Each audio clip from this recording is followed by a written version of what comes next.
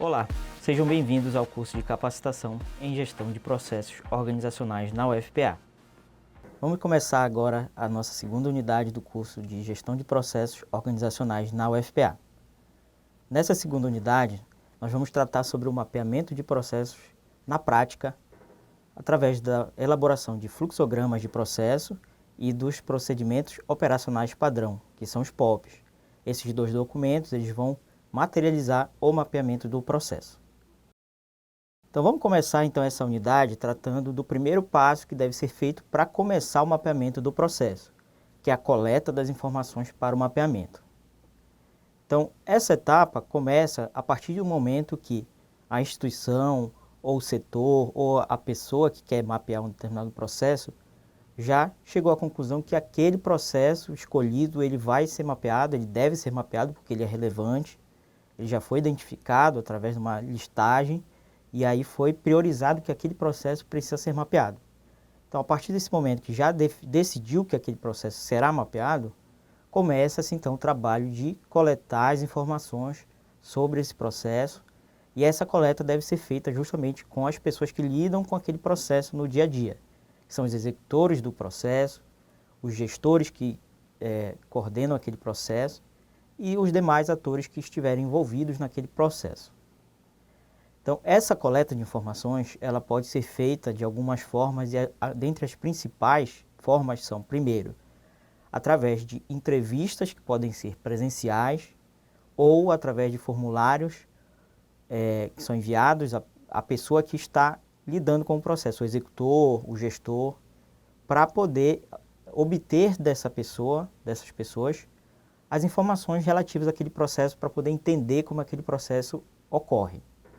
Então, essa é a primeira forma de poder extrair e começar a coletar essas informações. São entrevistas presenciais ou através do preenchimento de formulários de coleta de informações. A outra forma é através de coleta de documentos, que podem ser documentos esses que já estejam públicos ou documentos internos que tratam sobre aquele processo. Todos os documentos são gerados durante o processo ou que normatizam aquele processo e que sejam relevantes para entender como aquele processo ocorre. Então essas são as principais formas de coletar as informações. E quais são as informações que são coletadas dessas duas formas? Algumas das principais e mais básicas informações que são coletadas são, primeiro, identificar quais são os elementos que fazem parte do fluxo desse processo, os elementos básicos daquele processo. Quem é o fornecedor, quem é que dá a entrada, qual é a entrada daquele processo, qual é os trâmites que fazem parte do processamento daquele processo, qual é a saída e qual é o cliente daquele processo. Então, identificar esses elementos ajuda a entender inicialmente como é que aquele processo ocorre. Uma outra informação relevante a ser coletada é identificar aonde que aquele processo está inserido dentro da estrutura organizacional da instituição. Então, quais são as unidades, quais são as subunidades, quais são os atores que estão envolvidos dentro da organização e fora dela que fazem parte daquele processo e como eles interferem naquele processo, aonde eles executam, quais são essas pessoas, quais são esses atores. Então, identificar isso ajuda a saber até quem é que vai fornecer as informações para entender aquele processo. O outro item também relevante é procurar normativos, leis e outras fontes de orientação e de normatização daquele processo. Ou seja, documentos que vão dizer como aquele processo deve ocorrer e que orientam a execução daquele processo.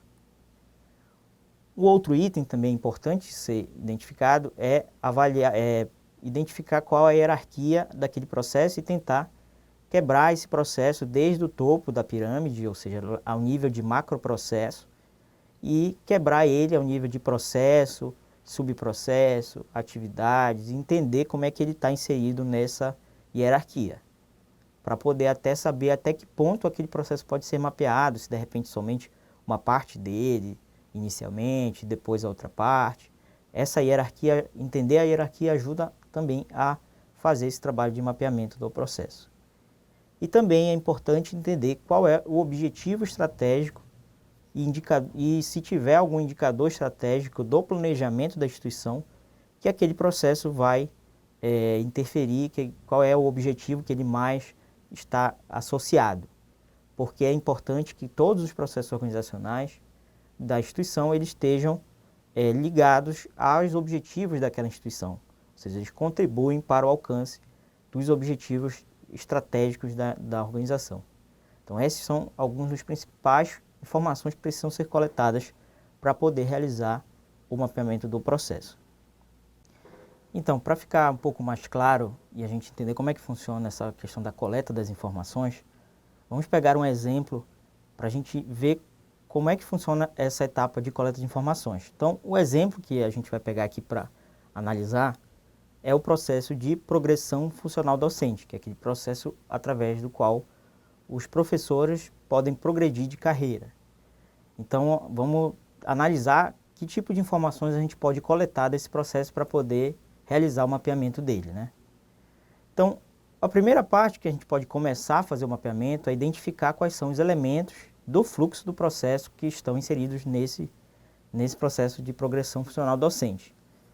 Então, o primeiro elemento seria o fornecedor, que é aquele ator que vai trazer a entrada para poder iniciar aquele processo. Nesse caso, o fornecedor, ele vai assumir, quem vai assumir esse papel é o próprio docente que identificou que ele já pode progredir, ele já tem os pré-requisitos para progredir, então ele vai dar entrada nessa progressão através de uma solicitação de progressão. Então, aí vai assumir então como entrada essa solicitação que foi entregue pelo docente. E aí, a partir disso, ocorre o processamento em si do processo, que é todas as atividades que fazem parte desse processo, que ele vai passar por vários setores e várias áreas, até com que, ao final de todas as etapas que fazem parte daquele processo, vai ter uma saída, que no caso seria aquela progressão que foi solicitada, aprovada e homologada. Então, essa vai ser a saída do processo. E, por fim, o cliente desse processo, nesse caso, vai ser o próprio servidor docente, o professor, que vai ter a sua solicitação atendida e vai ter a progressão aprovada e homologada.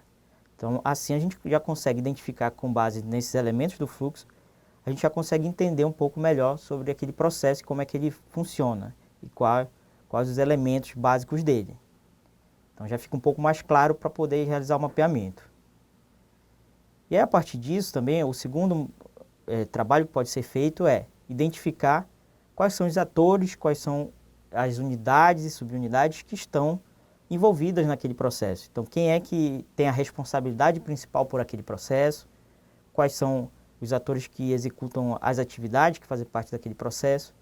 E esse trabalho ele pode ser feito geralmente a partir da identificação do organograma da instituição, que é aquela figura que vai identificar como é que é a hierarquia de unidades, como é que as unidades estão divididas dentro das funções dentro de uma organização, que é o organograma. Então, no caso desse processo, a gente vai pegar o organograma da instituição, da UFPA, e vai poder procurar qual é a unidade que tem mais ligação com aquele processo. Então, no caso desse de progressão, a unidade que a gente identifica claramente que tem a maior responsabilidade sobre esse processo é a Pró-Reitoria de Desenvolvimento e Gestão de Pessoal, a PROGEP, que é quem cuida de todos os processos relativos a pessoal, gestão de pessoal na instituição. E aí, a partir disso, eu vou pegar o fluxograma dessa unidade, o organograma dessa unidade, e aí eu vou identificar quais são, dentro da unidade, quais são as subunidades que têm as responsabilidades sobre aquele processo. Quais são as diretorias, quais são as coordenadorias que executam as atividades daquele processo. E isso vai poder facilitar eu poder realizar o mapeamento, até para saber quem são as pessoas que vão me dizer quais as atividades que são executadas, quais são as responsabilidades. Então, esse trabalho de identificar as unidades e subunidades é importante para poder realizar o mapeamento do processo. Uma outra atividade é identificar, como em qualquer órgão público, identificar quais são os normativos, as leis, as orientações que regem aquele processo. Então, Os órgãos públicos precisam se basear sempre na lei e em decretos, em regulamentos. Então, é importante identificar quais são esses regulamentos que vão reger aquele processo. E aí, eles vão dizer, eles vão orientar como também aquele processo deve ser executado da forma adequada e correta. Então, no caso desse processo de progressão docente, existe, por exemplo, uma resolução, que é uma resolução do Conselho de Ensino, Pesquisa e Extensão da instituição, que regulamenta os procedimentos relativos à progressão e promoção. Então, esse normativo ele vai ser fundamental para poder entender como é que aquele processo ocorre para poder realizar esse mapeamento desse processo. É importante também entender como é que aquele processo está dentro de uma determinada hierarquia de processo, né? Então, identificar qual é o macroprocesso no topo dessa hierarquia, qual é o macroprocesso que está ligado a esse processo. No caso desse processo, é o macroprocesso de gestão de pessoas. E aí, dentro desse macroprocesso, está justamente esse processo de progressão funcional docente. E aí eu posso, de repente, para facilitar o meu mapeamento, quebrar em 2 subprocessos ou mais, 3 subprocessos, e um deles poderia ser, de repente, o subprocesso de solicitação da progressão. E aí eu posso, dessa forma, quebrando numa hierarquia, eu posso facilitar o meu mapeamento. Eu mapeio primeiro o subprocesso de solicitação e depois o de aprovação, e aí eu consigo mapear de uma forma mais fácil. E aí, a partir disso, eu vou quebrando nessa hierarquia de processo em atividades, como, por exemplo, entregar a documentação na subunidade é uma das atividades que vão fazer parte do subprocesso de solicitação da progressão. E aí também existe o nível de tarefa. Então, esse nível, em geral, é preciso evitar com que se desenhe o mapeamento até esse nível, porque ele já é um nível muito baixo de mapeamento, e aí ele vai ficar de acordo com quem está realizando aquela atividade e identificar qual é a melhor forma de executar. Então, a orientação em geral é que se tente se mapear sempre ao nível de atividade. E aí, a partir disso também, após fazer toda essa identificação dessas informações, uma outra informação relevante é identificar qual é o objetivo estratégico que aquele processo mais está ligado, né? Então, existe um planejamento estratégico na instituição, existem 20 objetivos estratégicos, no caso do planejamento da UFPA, e aí é importante identificar qual é o objetivo dentro no caso da UFPA, o planejamento está materializado no Plano de Desenvolvimento Institucional. E lá existem uma tabela com objetivos e indicadores. Então é importante identificar qual é o objetivo que aquele processo está ligado e se existe algum indicador que aquele processo está intimamente ligado e ele vai interferir. E aí, no caso desse processo de progressão funcional docente, o objetivo que tem mais ligação a ele é o de valorizar servidores com foco em resultado, que é um dos objetivos estratégicos da instituição. E aí dentro dele existe o indicador de índice de qualificação do corpo docente. Então já esse é o caso de um processo que tem um indicador que está intimamente ligado. Então se eu conseguir mapear bem esse processo e identificar melhorias nele, eu vou naturalmente melhorar o meu indicador e assim eu vou poder atingir a meta desse indicador, que no caso desse indicador, a meta que existe é de obter um índice de 4,96 até o final do planejamento. Então, assim a gente consegue enxergar uma ligação estreita entre o mapeamento do processo, a gestão de processos e o planejamento estratégico. Então, se eu mapear bem o processo, entender como ele funciona, é muito mais fácil eu conseguir atingir o meu objetivo estratégico e alcançar as metas dos indicadores que estão ligados a ele. Então, assim a gente consegue ver como essas informações podem ser coletadas sobre esse processo e aí a gente pode começar a desenvolver o mapeamento do processo. E além dessas informações que a gente tratou, que são relevantes, existem também outras informações que podem ser relevantes também para a realização do mapeamento, como, por exemplo, identificar palavras-chave, sinônimos, termos técnicos que são ligados àquele processo, identificar as pessoas em si que estão envolvidas atualmente naquele processo, quem são o nome dessas pessoas, onde é que elas estão, em quais unidades elas estão, para poder coletar as informações com essas pessoas. Identificar, de repente, se aquele processo existe alguma sazonalidade, se existe alguma periodicidade de execução, se ele ocorre geralmente num período do ano, ou se ele tem que ser feito a cada semestre, enfim, isso aí ajuda a entender como aquele processo ocorre. Identificar também sistemas de informação, formulários que são utilizados naquele processo, que ajudam a executar aquele processo. Identificar quais são os indicadores para poder monitorar aquele processo e controlar a execução daquele processo. Enfim, uma série de informações que são relevantes para poder entender como aquele processo ocorre. E aí, esse papel de coletar as informações, geralmente, é o papel do que a gente chama da pessoa que seria o analista do processo, que ele vai interagir com todos os atores envolvidos naquele processo, e aí ele vai coletar todas essas informações que são relevantes para entender como aquele processo ocorre, e aí ele vai traduzir tudo isso que ele coletar nos fluxogramas de processo e nos procedimentos operacionais padrão.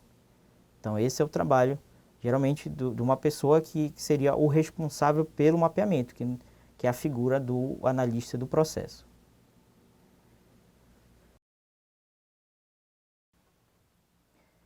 Vamos ver então como é que a gente faz o download do programa de desenho de fluxogramas, que é o Visage Modeler, o programa mais comum utilizado para essa função de desenhar fluxogramas de processos organizacionais. Então esse programa, o Visage Modeler, a gente consegue com ele desenhar os fluxogramas, utilizar todos os símbolos da notação BPMN, e a gente consegue salvar esses fluxogramas em um formato editável, que é o formato BPM, que é o formato padrão do Visage Modeler. E também a gente consegue salvar num formato que é um formato um pouco mais abrangente, que é o BPMN, que aí esse formato ele pode ser aberto em outros programas similares de desenho de processo. O formato BPM ele já é específico do Visage. Também com esse programa a gente consegue, depois de desenhar todo o fluxograma do processo, a gente consegue exportar e salvar em formato de imagem, que pode ser no formato JPG, formato GIF, formato PNG ou SVG, para a gente poder abrir a imagem e ver como é que ficou o resultado do fluxograma. Também é possível exportar em formatos PDF e formato DOC, em formato de documentos, né? Então vamos ver como é que a gente faz o download desse programa, o Visage Modeler. Eu vou abrir aqui o navegador.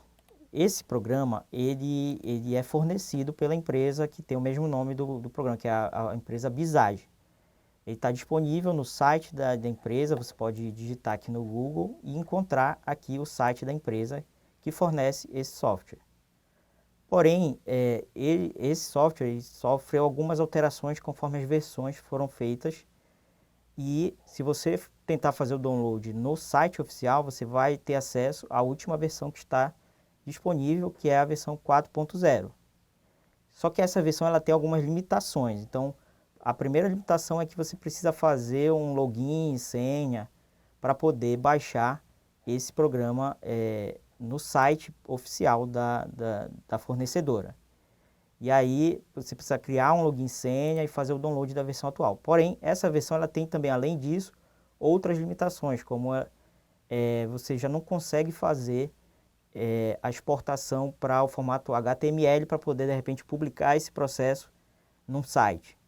E, enfim, tem algumas limitações que o fornecedor começou a inserir nesse programa. Então, por isso, a gente orienta que seja utilizada uma versão anterior, que não é a que está sendo utilizada atualmente, que é a versão 2.9. Essa é a versão que tem todas as funções que a gente precisa para desenhar o fluxograma de processo e não tem as limitações que foram inseridas nas versões seguintes. E essa versão 2.9 ela está disponível para download no site da Proplan, dentro do nosso portal de gestão de processos da UFPA. Então, a recomendação é que você baixe o programa Visage no site do nosso portal de gestão de processos da UFPA, que essa é a versão que a gente recomenda a utilização. Então vamos acessar aqui o site da Proplan, aqui é proplan.fpa.br o endereço. Aqui você vai ter acesso ao nosso portal de gestão de processos e aí você clica no botão gestão de processos na UFPA, que aqui vai abrir o menu com o botão Visage Modeler. E aí aqui tem a versão 2.9, que é a versão que a gente recomenda a utilização, que ela tem todas as funções necessárias para poder utilizar o programa de uma forma mais adequada, né? Então você clica aqui para poder baixar. E aí vai iniciar a transferência do arquivo Visage Modeler para o seu computador, para poder ser utilizado na elaboração do fluxograma. E aí vai ser transferido o arquivo, que é o arquivo instalador do programa na versão 2.9. Então esse arquivo ele demora cerca de 5 a 10 minutos para fazer o download, dependendo da conexão com a internet. O arquivo tem 94 megabytes. E aí assim que ele concluir o download, aí já vai poder ser instalado. Então aqui eu vou abrir para a gente ver como é que é a tela do Visage. Então aqui como é a interface do Visage. Vou clicar aqui para executar o programa. Aqui nessa tela eu clico em depois, porque eu quero manter ainda na versão 2.9, que é a versão mais adequada para nossa utilização. E aí vai abrir o programa e por padrão ele abre com a piscina já inserida, uma piscina que é com o nome de processo 1. Aqui na lateral eu tenho os ícones da linguagem BPMN, os símbolos, né? Eu posso, por exemplo, arrastar aqui algumas raias que vão representar os meus atores. Eu arrasto e solto aqui no fluxograma. Eu posso arrastar também algumas milestones, também conhecidas como etapas.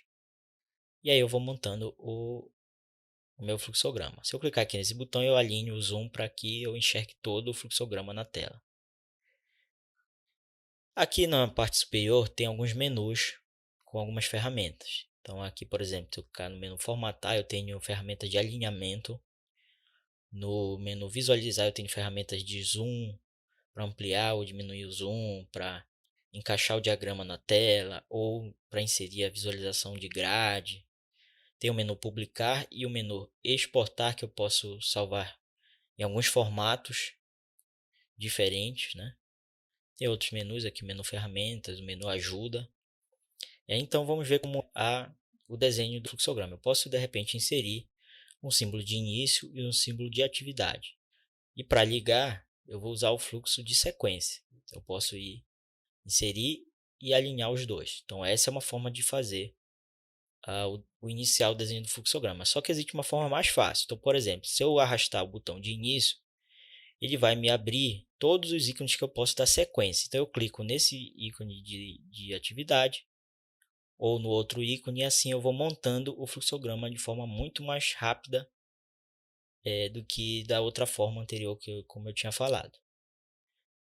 Aqui, por exemplo, também, se eu tiver duas atividades, eu posso clicar dessa forma e aí eu automaticamente insiro a linha de sequência. Se eu quiser criar um subprocesso, por exemplo, eu arrasto o ícone de subprocesso para a tela. E esse subprocesso ele vai ter uma outra série de ícones dentro dele. E para editar, eu clico no botão direito em cima do subprocesso e clico em editar subprocesso. E aí dentro eu vou montando o fluxograma desse subprocesso todo. Então, por exemplo, ele pode ser dessa forma. E aí aqui no menu inferior eu volto para o meu fluxograma normal. Então aí o subprocesso ele vai estar todo dentro desse ícone aí. E para acessar ele eu posso simplesmente clicar em editar subprocesso sempre que eu precisar editar ele.